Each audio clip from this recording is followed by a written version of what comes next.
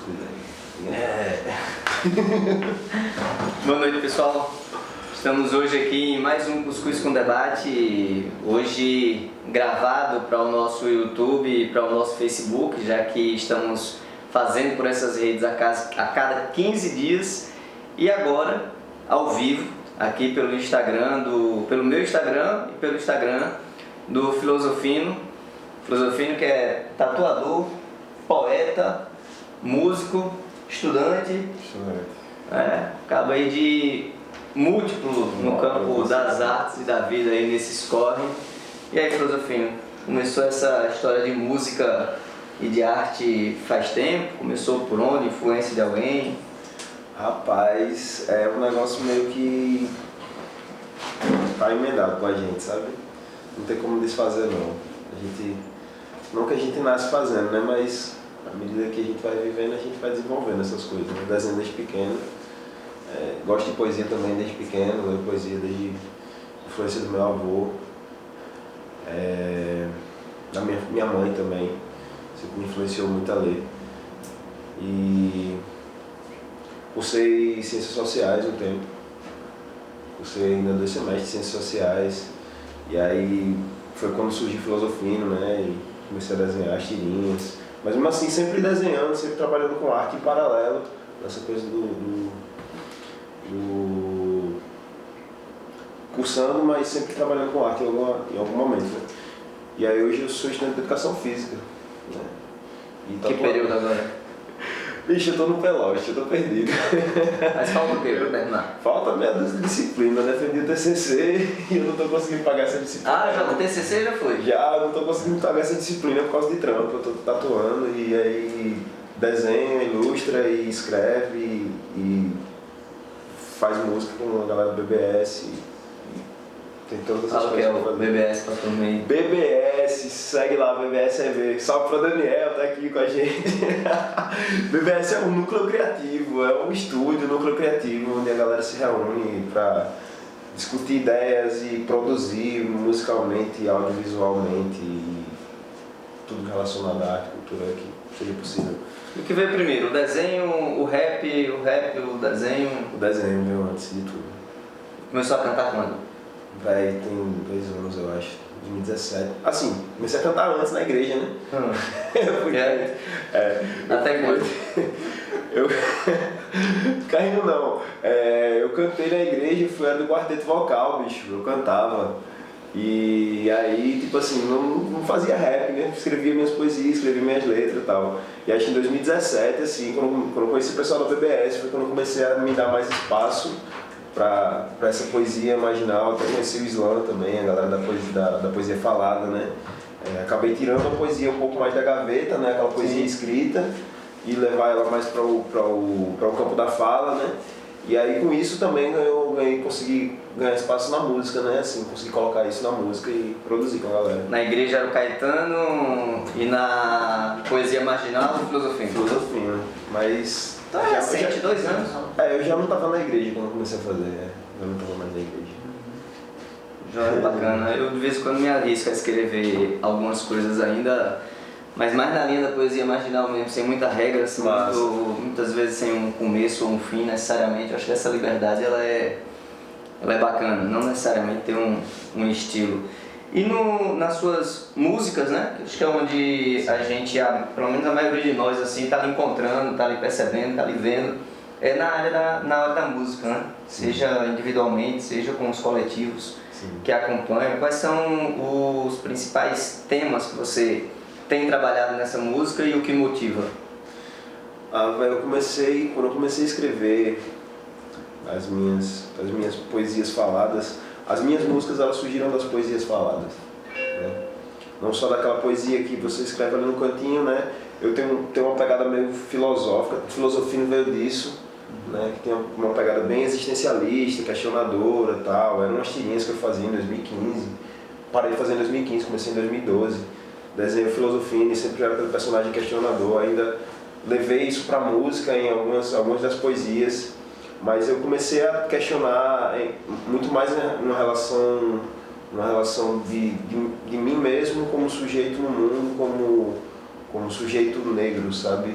Como um jovem negro no mundo, que começou a trabalhar cedo e teve que trabalhar metendo a mola estudando e colocando essa minha visão e com todas as minhas perspectivas de amor, de resistência, sabe? De marginal, Sim. sabe? Tudo isso tentei colocar tanto na poesia quanto na música e essas coisas andam muito juntas, né? Nossa, e os outros coletivos que você faz música, quais são, assim, aqui em João Pessoa, para a turma que está acompanhando a gente aqui, não conhece, está conhecendo Filosofino, já conhece Filosofino, mas não conhece esses coletivos, onde você toca, quem são esses grupos, como está espalhado na cidade? Massa, eu tenho feito música com esse projeto Filosofino que a gente tem, que é produzido pela BBS, né, que a gente produz na BBS. E o projeto Filosofino, ele tem uma pegada também de envolver outras pessoas, outros artistas, e a gente costuma tirar um chamado Quinteto da MG. E Quinteto da MG. DMG. Porque o DMG é um duo de música eletrônica, Daniel e Rieg. E foi com eles que eu comecei a produzir, eles começaram a fazer as bases e a gente dialogando e colocando as letras. E a gente fazia esse lance de casar a música deles com a minha poesia. Sim. E aí, com esse tempo, a gente fazendo isso de experimentação nos shows, começou a surgir também outras figuras que começaram a chegar junto. O Mário Duarte na flauta, inclusive saxofonista, a mulher fodástica, Cheiro Mário Duarte, que está com a gente também fazendo som. Jordan do House Dance, sabe?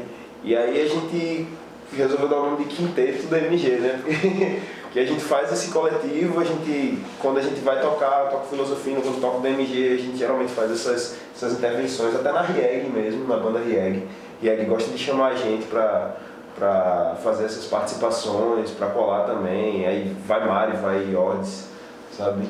Vai Filosofino pra meter uma poesia no meio de uma música de Rieg lá.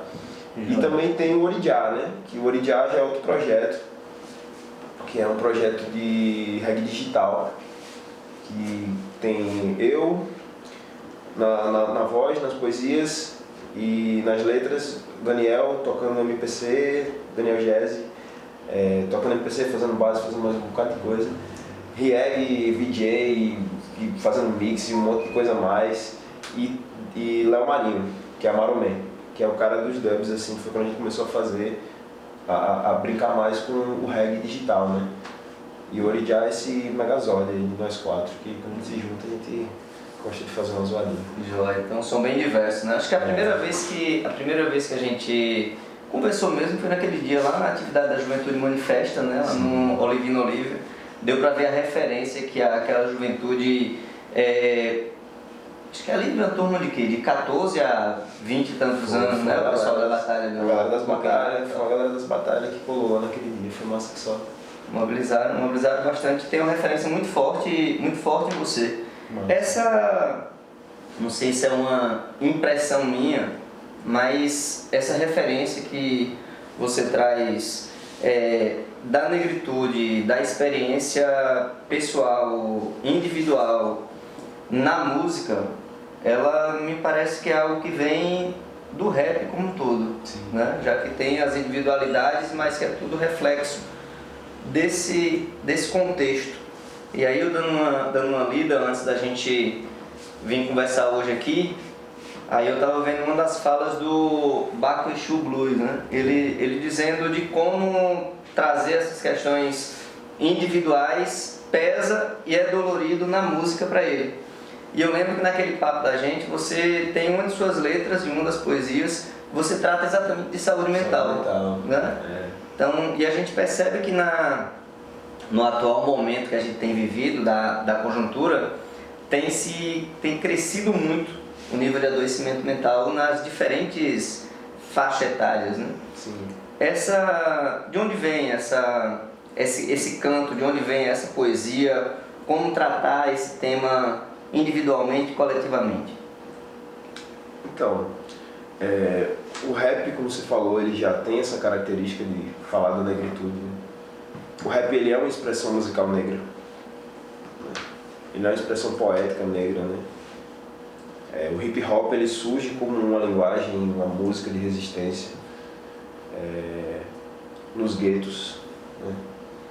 Tem, se a gente for fazer essa linha do tempo aí, vindo do hip hop, mas traz um pouquinho reggae, mas traz um pouquinho jazz, sabe? Os músicos negros, eles sempre tiveram uma certa dificuldade de estar na música falando deles mesmos, saca? Das suas vivências e tal, mas sempre com uma linguagem de resistência. E o rap hip hop, quando ele já chegou com o pé na porta. Ele não chegou fantasiando, ele chegou se afirmando mesmo abertamente, né? E uma coisa que eu percebo na atualidade é que o hip hop, ele tem dado um espaço, ele tem aberto um espaço para falar de saúde mental, quebrando esses tabus, quebrando esses preconceitos que existem em torno do mito do homem negro infalível, sabe? Porque uma coisa que eu costumo pensar é que a periferia, ela faz com que a gente seja tão forte, sabe? A nossa resistência, ela seja tão constante, tão forte, que a gente viva num posicionamento constante de necessidade de infalibilidade, saca? Eu não posso falhar, eu só tenho uma flecha, eu não posso errar, por hoje vai ser, vamos dizer assim, sabe? Então, sabotagem, né, que diz assim, quem não pode errar sou eu, sabe? Os caras não podem errar, velho, eles são referência e tal, eles estão ali na infalibilidade. Mas a gente tem uma linguagem atualmente que fala de saúde mental com uma abertura que até o rap tem trazido, saca? Essa necessidade de falar, ó, quem é o negro, sabe? Quem é o negro que vivenciou a sua infância todinha numa escola, tendo sua autoestima massacrada pelos coleguinhas brancos e chegou numa idade adulta tendo que resistir, se afirmar, quem é, sabe? E que esferas o racismo nos afetou, sabe? Eu costumo viajar de que o racismo ele é um tiro de 12, porque ele atira várias esferas, saca? Ele atira na esfera da escola, que o molequinho vai crescendo ali, sabe, dentro da escola, tendo uma visão de si totalmente fodida. Ele é um tiro de 12 na ótica da religião, que a gente tem como predominante o cristianismo, sabe? As religiões de matriz afro, elas são totalmente marginalizadas, demonizadas, sabe? Ou seja, é mais um pedaço da nossa cultura que ela vai sendo cortada, né? Ela tem nas relações, sabe? Que um preto amar uma preta, um preto amar um preto, uma preta amar uma preta é uma coisa que é difícil de acontecer, sabe? Ela está em várias esferas e a gente leva esse tiro de vários âmbitos e aí como é que a gente vai se reconstruir, sabe? Na esfera psíquica, como é que a gente fica também? Sabe? Na esfera econômica, como é que a gente fica também? Sabe? Tendo recebido essa rasteira de desprivilégio desde o começo, sabe? Tendo que ser o dobro melhor, né? Então, tipo assim, uma coisa que a gente costuma pensar é, pô, eu tenho que ser o dobro melhor o tempo todo, eu tenho que me cobrar o tempo todo. Como é que fica o boy que teve que trabalhar desde pequeno e chegou no ensino médio trabalhando em relação aos outros, sabe? E ele não começou a correr atrás, sabe, nessa corrida? Sabe? A Josi entrou na live agora há pouco, Josi Alves, e ela pergunta qual o tema, né? Ela já deu tempo de ouvir essa sua resposta. Então é isso, Josi. A gente está falando hoje aqui de música, falando de arte, falando de racismo e falando de saúde mental, de como isso afeta o nosso cotidiano. E o Ângelo Lucas, um dos organizadores daquela atividade, também está aqui acompanhando, mandando um abraço para você. E essa turma, essa expressão sua, não só sua, né, mas do rap, nesse efeito de resistência, ele me parece fundamental para a gente ver o quanto massa tá as praças da nossa capital sendo ocupada pela juventude.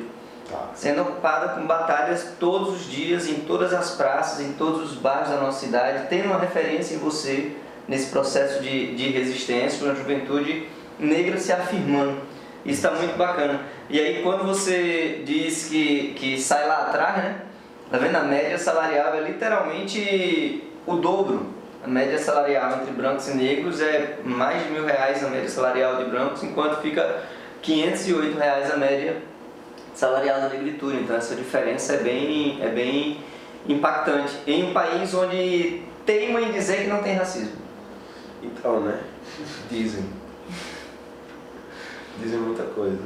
A gente precisa enfrentar Inclusive, isso. eu queria fazer um comentário Faz aqui. aí, faz aí. Pô, é por isso que... o capitalismo é foda. É por isso que a gente vê como tá em ascensão o trap. Sabe? Tá em ascensão o trap. É uma discussão, inclusive, queria mandar um cheiro aí, um abraço para Rodriguinho, um grande amigo meu, que a gente vive discutindo esses temas. É muito interessante, que a gente tava falando sobre o trap. E o trap, ele tem se mostrado, o trap é um estilo de rap, que geralmente ele vem com bastante ostentação e tal, e com afirmação negra, mas uma afirmação negra assim de triunfo econômico, saca?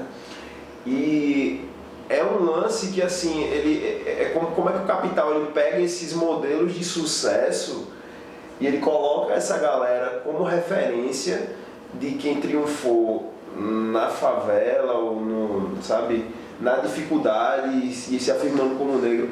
E aí, por isso que o trap ele se mostra como uma ascensão, saca? Porque o trap ele se reconhece como um tipo de rap ou como algo diferente? Cara, eu acho que eu não sei te dizer isso ao certo, sabe?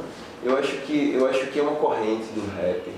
Eu acho. A galera que quiser me corrigir aí, quiser dizer mais, saber mais, até porque eu tô falando de um ponto de vista que eu sei do que eu sei, eu não sei muita coisa, mas é uma coisa que eu percebo é que o trap ele é um estilo de rap, né? Ele faz parte do rap, ele está dentro do movimento hip hop também. E a gente fala sempre de representatividade. Quando se fala hip hop, a gente fala de representatividade também. Quem está ali dentro, quem está ali na frente cantando, quando a gente vê o Djonga mandando uma rima, o Djonga não é só o Djonga é o moleque da favela que queria ser Deus e conseguiu chegar lá e tá todo mundo vendo nele uma referência, saca? Então a gente fala de representatividade. Então quando a gente vê um moleque que, cheguei lá, olha só como eu tô esbanjando minha grana e tal, olha esse modelo aqui, vocês podem vencer também, o capital é isso, é massa, é facinho, não é facinho assim não, nem todo mundo vai chegar lá, saca? É um modelo que a indústria da música, velho, dá uma enganada, sabe? A indústria da música ela dá uma enganada e pô, música é foda, cultura é foda, a gente tem uma ferramenta gigante, poderosíssima, saca? E é uma parada muito doida, como isso também ela pode se tornar um instrumento de manutenção do sistema. Saca? Sim. A música ela se torna um instrumento de manutenção do sistema, né? Tem uma poesia que eu escrevi que tem um verso que faz assim, eles querem reduzir o nosso manifesto a entretenimento. Quando eu perguntei se eram coisas diferentes, assim, se não era rap ou se era parte do rap, é porque quando você trazia antes pra gente o rap enquanto algo de afirmação, de quebra de sistema, né? E de transformação do sistema. Uhum. Quando você apresenta o trap, que eu não tinha escutado falar, você apresenta como algo de manutenção, né? Manutenção. De afirmação, mas de afirmação dentro do sistema capitalista. Afirmação racial, antes de tudo. Uhum. Afirmação racial, mas afirmação racial dentro do sistema capitalista, né? Sim. E é uma parada que é muito doida, é um pouco até contraditório, né, velho? Eu tenho meus questionamentos em relação a isso. Não faço uma crítica direta de dizer assim, o trap tá tudo errado, não sei o que, não faço, velho. Tem seu valor, saca? Mas eu tenho um pé atrás. O Raul tá mandando um abraço pra você. Salve, Raul. Não, parada. Você falando isso, eu lembrava de uma frase de hoje. Foi de ontem ou foi de hoje, do Evo Morales lá na Bolívia, né? Foi eleito em primeiro turno e o imperialismo já quer dar um golpe, quer tirar dele lá. E ele diz, aqui quem manda não é o imperialismo, aqui quem manda são os indígenas, né?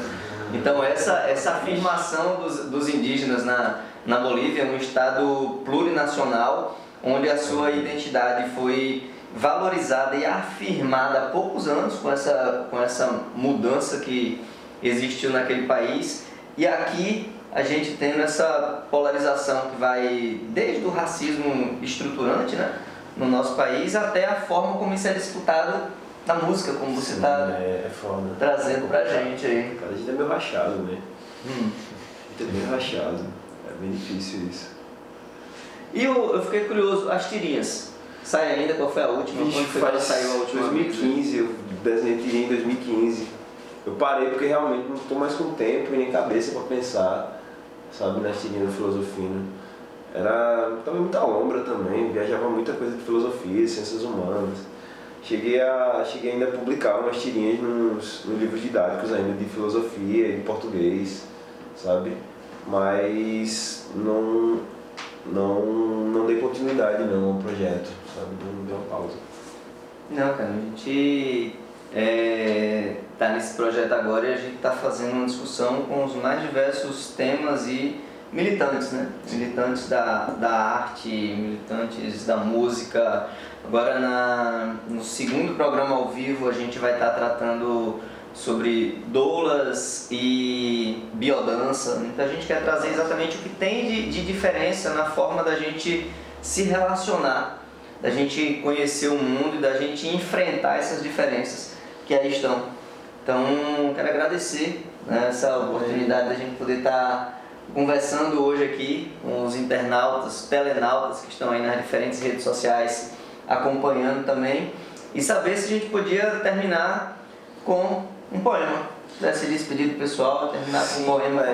Pode crer. Só dizer que quando a gente fala de saúde mental, a gente não está falando só de uma perspectiva de autoestima. Como eu falei de autoestima, foi um exemplo, mas eu não falo só de autoestima danificada.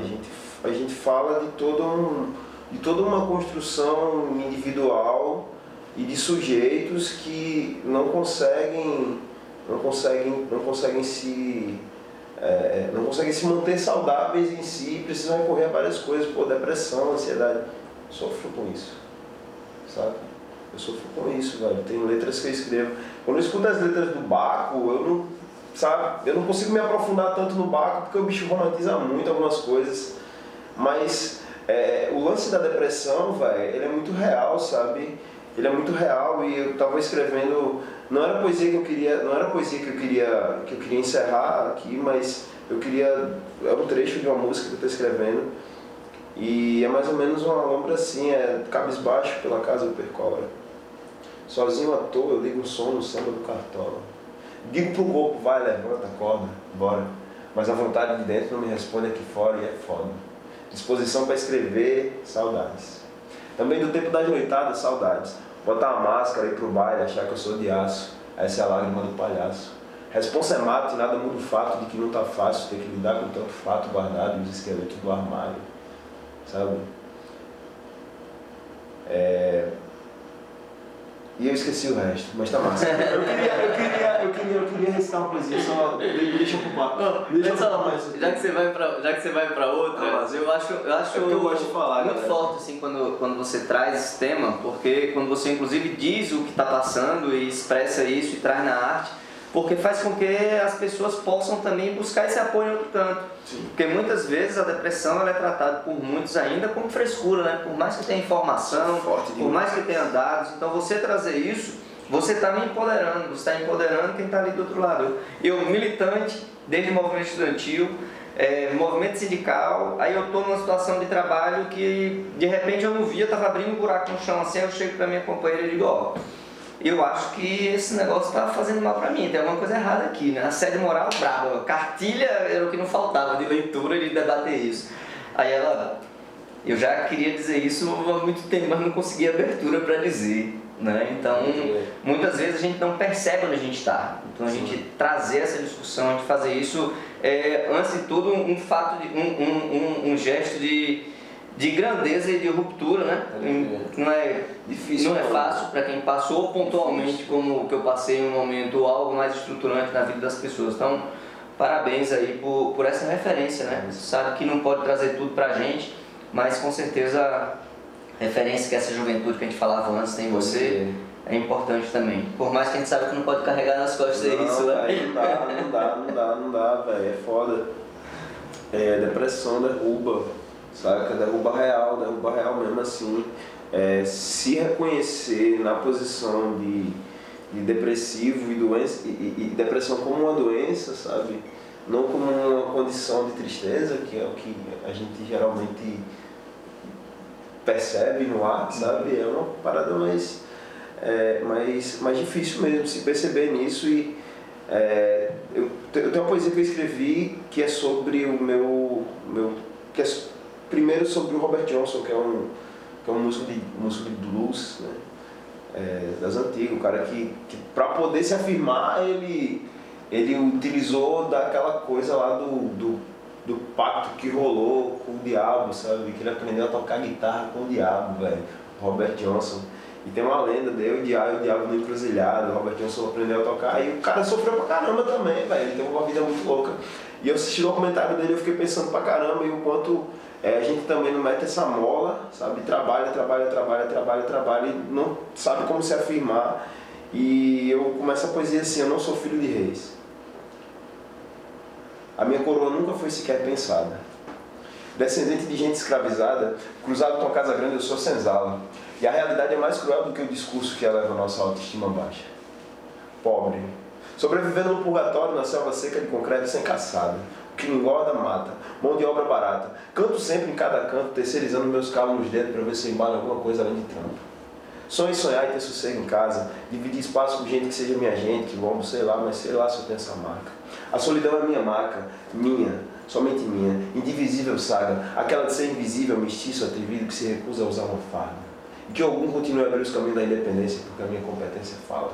E que não falte a erva e a sua fumaça, dando soco em ponta de faca, contra a corrente poeta, contrariando as estatísticas, eu sou artista de quebrada. Então segura essa rajada. Eu tô num pique de robô gigante quebrando tudo e eu não vou parar pra nada. Nem por uma gaveta de estilo que me caiba, que eu seja sempre o que eu sou, seja jazz, rap ou raga. No blues ou na balada, o rock no meu sangue destila raiva. Incendiário como um molotov queimando na sua carcaça, livre como um Django, arrastando as correntes pela calçada. E que se for dos racistas, os fascistas, toda essa praga. Tô eu e o diabo no encruzilhado. Se o que faz o preto ser reconhecido é a sua mola diária, eu sou o orgulho que fez o Robert Johnson tomar o veneno na garrafa. Valeu, legal. Obrigado, Celso, que chegou aí com a gente, Valeu, todos e todas que acompanharam. Valeu por mais esse Cuscuz com Debate. Obrigadão, Márcio. Zofino, Valeu. Caetano. Tamo junto, Até mais, mano.